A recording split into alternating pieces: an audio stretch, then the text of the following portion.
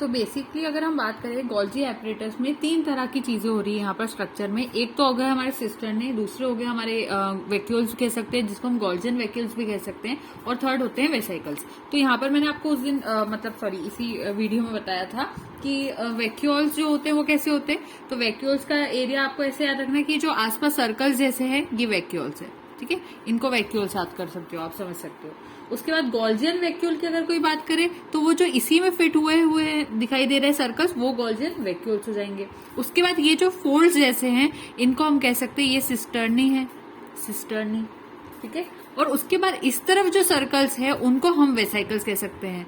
समझ में आ रही बात? इसको हम, ये सिस्टर्नी तो मैंने उस दिन मेंशन किया था, ये वाले हम वेसाइकल्स कह सकते हैं, ठीक है। तो इधर वेसाइकल्स बता रही हूं मैं। तो फॉर्मेटिव फेज कहलाता है ये वाला जो फेज होता है इस तरफ वाला, इसको हम फॉर्मेटिव फेज कहते हैं या फिर सिस फेज कहते हैं। जहां भी आपको सिस रीजन दिख रहा है आप याद रखना इसको हम कैसा फेज कहते हैं, फॉर्मेटिव फेज कहते हैं।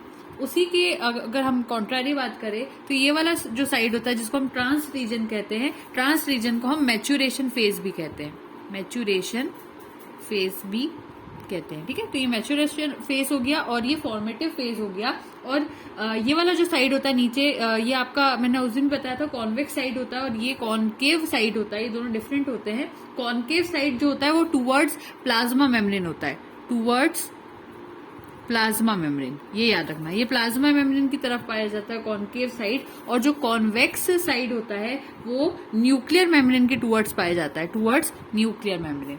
तो ये दोनों का डिफरेंस होता है। और पोलैरिटी इसी को कहते हैं गोल्जी कॉम्प्लेक्स की, कि एक तरफ कॉनकेव साइड होता है और एक तरफ कॉन्वेक्स साइड होता है, इसी को हम पोलैरिटी कहते हैं। तो पोलैरिटी जब भी आप करें तो आप बहुत पर्टिकुलर रहें उसके अंदर कि जो मतलब कॉनकेव साइड होती है, हमेशा याद रखना concave side towards plasma membrane की तरफ होती है, यानी प्लाज्मा मेम्ब्रेन को फेस करती है। वही जो कॉन्वेक्स साइड होती है वो न्यूक्लियर मेम्ब्रेन को फेस करती है। So be very particular for this, क्योंकि यहाँ पर अगर आप जरा सा भी रॉन्ग करेंगे तो वो क्वेश्चन में अगर मान लीजिए पूछा जाएगा तो ये पूरा क्वेश्चन आपका गलत हो जाएगा, क्योंकि बहुत ज्यादा इंपॉर्टेंट चीज है। इसलिए मैं बार बार इसके ऊपर आपको थोड़ा फोकस दिलवा रही हूँ। इसके अलावा एक एग्जाम में क्वेश्चन आ जाता है कि देखो क्या होता है, सिस्टर्ने जो होते हैं वेराई कर सकते हैं अलग 6-12, कभी किसी प्लांट सेल में अलग हो सकते हैं, एनिमल सेल में अलग हो सकते हैं। लेकिन ज्यादातर एक क्वेश्चन आता है कि जो यूनी याद रखना, यूनिसिस्टर्नल गोल्जी कॉम्प्लेक्स होता है वो किस में देखने को मिलता है, क्वेश्चन आता है ये, यूनिसिस्टर्नल गोल्जी कॉम्प्लेक्स किस में देखने को मिलता है। तो उसका आंसर है फंजाई में देखने को मिलता है। Very important point to be noted, book में नहीं मेंशन्ड है,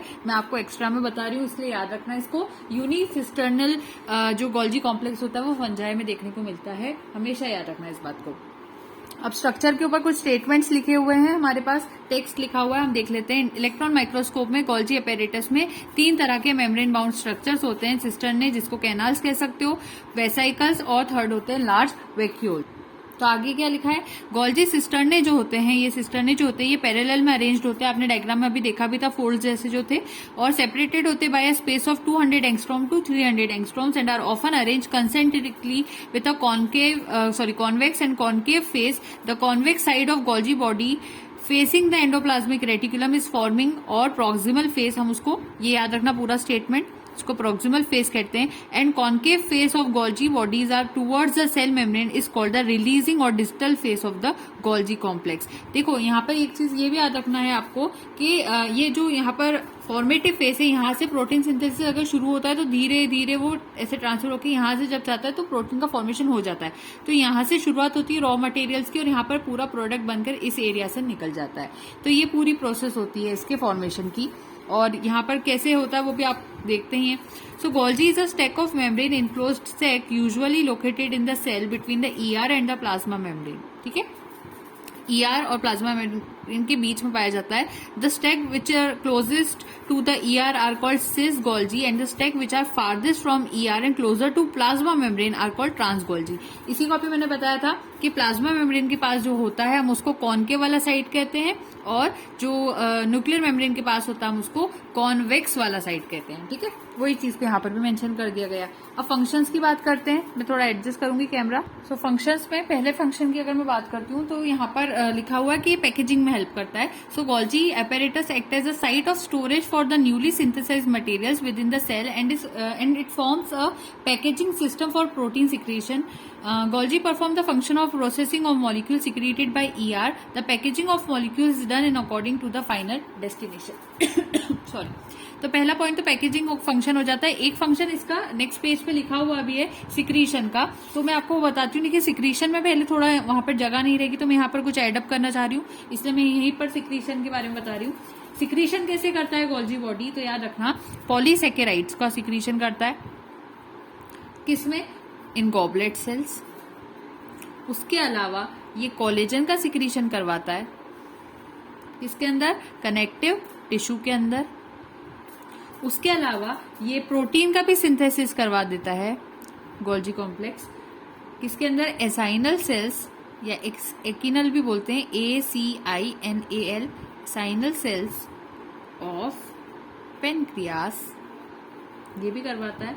और इसके अलावा सिक्रीशन ऑफ हॉर्मोन्स भी करवाता है, हॉर्मोन्स को भी सिक्रीट करवाता है। जैसे कि कौन सा हार्मोन सिक्रीट करता है, तो थायरॉक्सिन हार्मोन्स को सिक्रीट करता है, थायरॉक्सिन, THYROXINE, थायरॉक्सिन हार्मोन को भी सिक्रीट करता है। इसके अलावा ये एक प्रोसेस और करता है, मैं नेक्स्ट पेज पे बताती हूँ उसको। नेक्स्ट पेज आपके सामने है, तो नेक्स्ट पेज पे ये सिक्रीशन वाले पॉइंट्स चल रहे हैं, लेकिन यहाँ पर ये पैराग्राफ आ रहा है। तो मैं आपको जितना बताया सिक्रीशन का, अब आप पढ़ो इसको यहाँ से। Golgi body play an important role in protein secretion, protein का सिक्रीशन करवाता है। Vesicles containing newly synthesized protein bud off from the ER and fuse with the cis Golgi, cis Golgi की तरफ आ जाता है raw material. In the Golgi these proteins are modified and then repacked for delivery to other destinations in cells. ER से तो चीजें आ गई, फिर उसको पैकिंग कौन करता है? गोल्जी करता है। फिर Golgi carries out post translational modification of proteins, लेकिन प्रोटीन्स का पोस्ट ट्रांसलेशनल मॉडिफिकेशन वो गोल्जी कॉम्प्लेक्स करता है। प्रोटीन भले ही बन गए ईआर की तरफ, लेकिन उसका थोड़ा मॉडिफिकेशन उसमें करने की जरूरत पड़ती है, वो प्रोटीन करता है। और इस प्रोसेस को कहते हैं ग्लाइकोसाइलेशन, और ग्लाइकोसाइलेशन के थ्रू वो ये चीजें करता है, which is the process of adding sugar, जिसमें हम शुगर ऐड करते हैं प्रोटीन के अंदर, टू फॉर्म ग्लाइकोप्रोटीन, जिससे कि वो प्रोटीन सब ग्लाइकोप्रोटीन्स बन जाते हैं। इसी को हम कहते हैं post translational modification. The processed proteins in the cis Golgi are repacked in vesicles and move to next layer in the stack. The proteins proceed in this manner from one stack to the next until they reach the trans Golgi. ऐसे अंदर ही अंदर चलती रहती है process, और धीरे से वो ट्रांस गोल्जी तक पहुंचता है जब पूरी प्रोसेस हो जाती है। Trans Golgi proteins are sorted into vesicles, उसके बाद प्रोटीन्स को वेसिकल्स तक पहुंचाया जाता है, और based upon the signals provided by the different proteins. ये पूरी प्रोसेस रहती है। आपके सामने बहुत अच्छा पैराग्राफ था, इससे आपको और क्लियर हो गया होगा। अब इसके अलावा एक और फंक्शन होता है गोल्जी बॉडी का, जिसको हम कहते हैं वाइटेलोजेनेसिस। वाइटेलोजेनेसिस, आई थिंक मैंने शायद चैनल पर भी वाइटेलोजेनेसिस आपको पढ़ाया नहीं है, और आपको एमएससी स्टूडेंट्स को तो ये चैप्टर में रहता ही है, आई गेस रहता है वाइटेलोजेनेसिस। तो जो एमएससी के स्टूडेंट्स होंगे उनको आगे जाके यूजफुल होगा। मैं एक वीडियो बना दूंगी, जूलॉजी में रहता है बेसिकली ये। तो योग फॉर्मेशन जो होता है उसके अंदर हेल्प करता है, योग फॉर्मेशन। इसमें भी गोल्जी कॉम्प्लेक्स का फंक्शन होता है, तो आप इसको नहीं भूलेंगे यहाँ पर। इसके अलावा सेल प्लेट का जो फॉर्मेशन होता है, अब ये पॉइंट यहाँ पर लिखा है कि नहीं, मैं चेक करती हूँ, नहीं लिखा हुआ है। तो सेल प्लेट के फॉर्मेशन को भी याद रखना। प्लांट सेल्स के अंदर जो Golgi helps in formation of cell wall लिखा है ना ये, ठीक है। सेल प्लेट फॉर्मेशन भी लिख देते हैं हम, एक्सट्रैक्ट। सेल प्लेट का फॉर्मेशन भी गोल्जी कॉम्प्लेक्स बनवाता है। सिक्रीशन ऑफ मिडिल वो भी करवाता है, तो ये मिडिल लेमिला वाला पॉइंट भी यहाँ पर नहीं है। मिडिल लेमिला को भी बनवाने में हेल्प करता है, उसमें भी पेक्टिक वॉल बनवाने में, पेक्टिक, ठीक है। और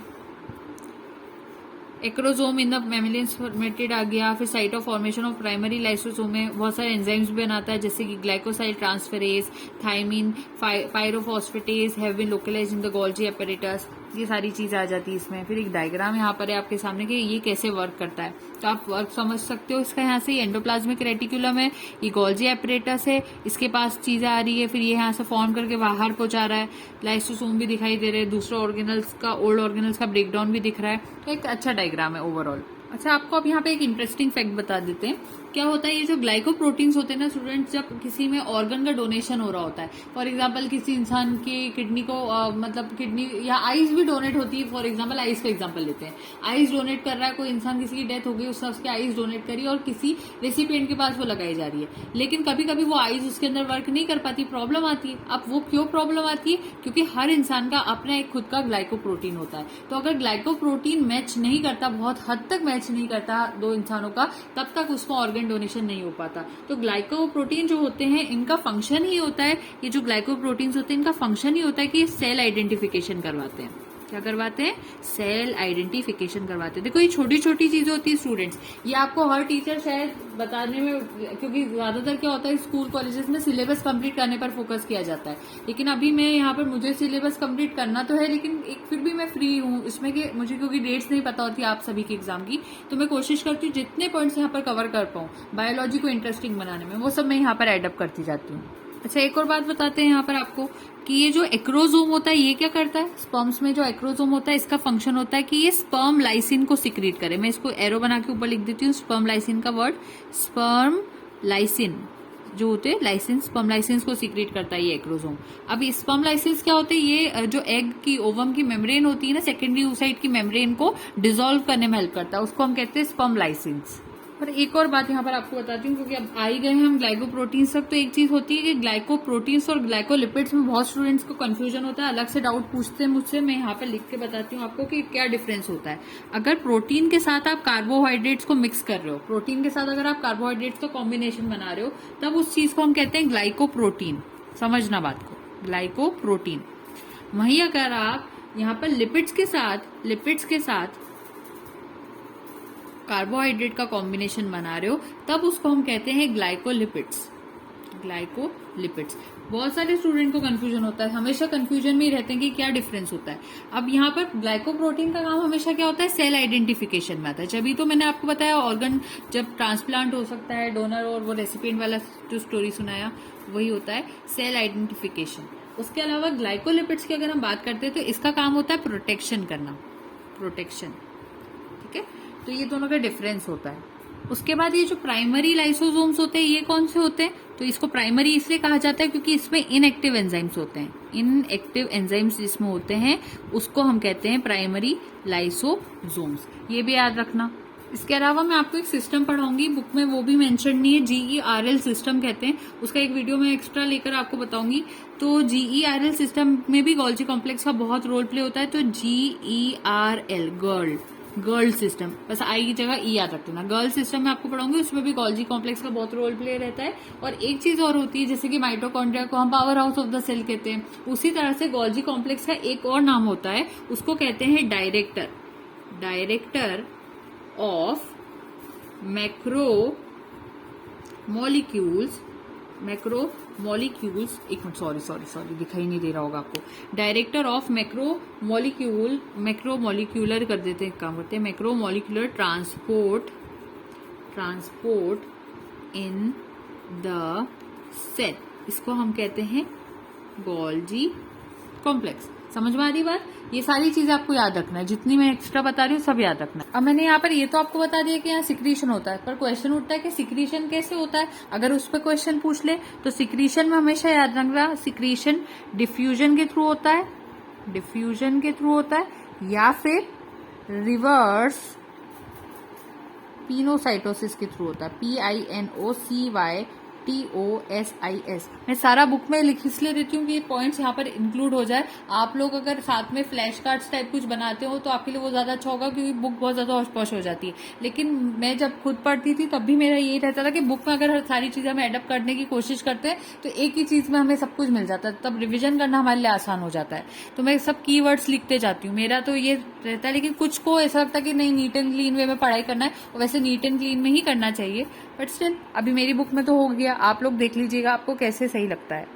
सो आई थिंक अभी हमें वीडियो को स्टॉप करना चाहिए। गोल्जी कॉम्प्लेक्स पूरा कंप्लीट हो गया आज हमारा। नेक्स्ट वीडियो सेगमेंट में we will be starting with lysosomes. तो लाइसोसोम का टेक्स्ट स्टार्ट करेंगे, थोड़ा सा डिटेल रहेगा लाइसोसोम भी, क्योंकि इसमें टाइप्स ऑफ लाइसोसोम्स और ज्यादा डिटेल में रहेगा, तो हम नेक्स्ट वीडियो सेगमेंट में देखेंगे। और उसके बाद मोस्ट प्रोबेबली लाइसोसोम्स के बाद ही मैं आपको GERL सिस्टम जो मैंने आज आपको नाम मेंशन किया है वो वहां एक्सप्लेन कर दूंगी।